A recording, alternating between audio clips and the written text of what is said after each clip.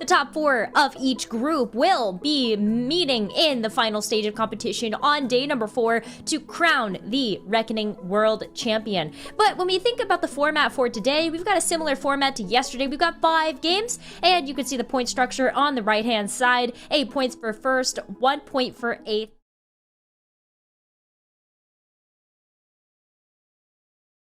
There are 3 European players battling it out here. And Bryce, you know, what do you think that really does in terms of setting the pace for this lobby today? And But here we go. Game number 1 of Group A. Day number 2, we got Esha, the point leader from the play-in group stage on day 1. Is he going to be able to keep that momentum here, Bryce? See what some of the other players are also getting. And look at what has fallen into the shops of Delicious Milk at 1-4. A pair of Kleds, a bow, and a glove. Everything is looking pretty good for the Kleds. With that 2 Forgotten, moving over to Woozle, who has a 2 Brawler and a upgraded Gragas, as well as an upgraded Kha'Zix, so a strong opening here as well. He also has 13 gold, so a heavy economy start for Woozle. Yep, that's right. A little bit of a whirlwind as we're catching up with players from around the carousel here. Woozle, player from Korea, has to kind of avenge Fallen Brethren and Xenia, who, you know, again, we were saying at the top of the show, was not his best showing, but ultimately that's okay. You know, we do know that Korea is a strong region, and many people are pegging Xenia as, you know, that 3rd place player in terms of strength compared to some of the other players like Dudu and Woozle that we have, who should be also a very strong player. Has his opening with double glove and making gold, not really concerned with streaking at the moment, or rather trying to start a win streak. And has his itemization very flexible. Having a rod, you can make a jewel gauntlet, you can choose to hold it and clear for these gloves, or play for tempo for these gloves rather. There's a lot of ways you can choose to go about it. When you're in this spot specifically, Bryce, is there anything that jumps out to you? What kind of tree you want to play? Well, the first question I have is whether or not he's interested in playing Chugbug, the Reroll, Gragas, and Kha'Zix composition. We did not see it a lot yesterday. I think it was played once and did not fare very well. It looks like he is interested in it. He is immediately buying and playing the 2nd Gragas, hopping up with Shurikane, doing what Shurikane does, playing a random smattering of units. He has a Lulu 2 already, Dan. What is happening on this board? I mean, it's pretty unusual. And yesterday, the thing that stuck out to me more than anything was that Shurikane's play is so fluid. If there was a comparison I'd like to make to another World Championship finalist in the past, it's Mismatched Socks, where it feels like he doesn't play by the conventional rules. This Lulu has absolutely 0 trait synergy. If you look at what she's doing right now, she's buffing the power of the board, keeping Shurikane competitive against other boards just with the fact of attack speed, and no one's dying because Rakan keeps everything at full life, and Vlad is tanking with the Warmog's armor. So everything is looking pretty good for Shurikane. I love what I'm seeing right now, which will increase his chances dramatically able to find what he needs. That's why he's in such a dominant position. Let's go ahead and switch over back to Woozle, who also is rerolling, has 2 copies of Gragas 2, has 2 Hands of Justice, now, and is 1 copy away of Kha'Zix, and he finds Kha'Zix 3 at 3-3. Are you kidding me? And he's laughing about it, Dan. He knows how outrageously ahead of the curve he is. If we were talking about Milk being in a high roll position, Woozle is even further ahead than Milk. He has the fully upgraded 3-star Kha'Zix. He has 2 copies of Gragas 2, which means he's really only missing these 3 copies of Gragas, and then he's about pushing levels. And while Kled Reroll is a composition we have seen consistently get into the kind of top 2, Chugbug is not. Chugbug is a more consistent top 4 oriented composition, with the exception of if you can hit early enough such that you can then push levels and wind up with secondary carries and, you know, a Riven 3-star or a, you know, a Garen with really, you know, upgrade Garen with good items, you can actually wind up winning fights. So it's so important. Hopping on board with Delicious Milk, who does have the Kled 3, and he has the Radiant Thieves gloves on Kennen with what we call these perfect items, Dan? Yes, that is exactly what I was reacting to. These items on the Kennen, what on earth? And now, because he has Kennen rather early, he hit it during the 3-7 PvE round, can even just choose to push levels. A lot of people here, they debate whether or not they should continue to roll for things like Kennen 3 or find other ways to support it. I personally like just pushing the pace.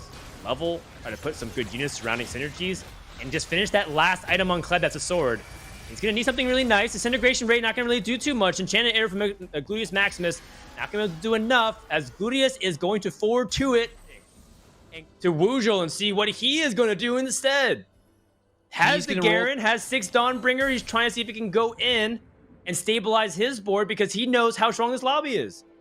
He does, and this is, you know, he got well ahead of the curve and hit early, but we have started to see this comp get outscaled already, is able to build that Morellonomicon. I'm surprised to see that go onto Karma as opposed to going onto Garen. Garen is such a massive AoE application of that item, but I guess without being able to full frontline it because he wants to Gragas there, he feels like Karma's going to be able to get more work going up against Shuriken's board, I think, who has the perfect Zephyr. The Zephyr play has been spot on, and it's so impactful, particularly when you can Zephyr an Assassin, because this Kha'Zix is not able to get access to the high priority units that it's looking for. It never gets to the back line, at least it can't until the very end of the fight. Meanwhile, this Aphelios is slowly but surely ramping up. Unfortunately, there is just not enough damage there, and the title, the namesake of this composition, the Chug and the Bug, are able to track down that Aphelios in the end and get the win as we look at a 5-2 armory that includes a Dawnbringer spat. It feels like all things are coming up Wusel. If he can't get a top 2 with this version of this composition,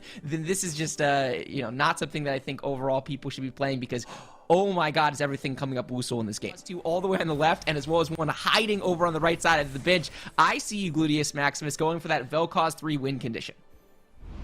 He's the only AP player in this lobby as far as I'm concerned, unless you count some of the AP damage from Wuzel's Dawnbringer, sort of. 7 Vel'Koz and 40 gold, and he's not rolling?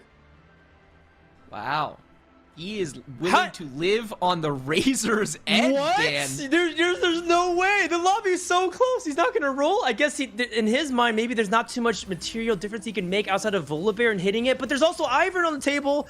This is a huge risk from Gluteus, and he's going up against a matchup that is pretty good against him. Aphelios deals well with the AP, and Shuriken's on the correct side to dodge the Disintegration Ray. Gluteus, you can't take too much damage.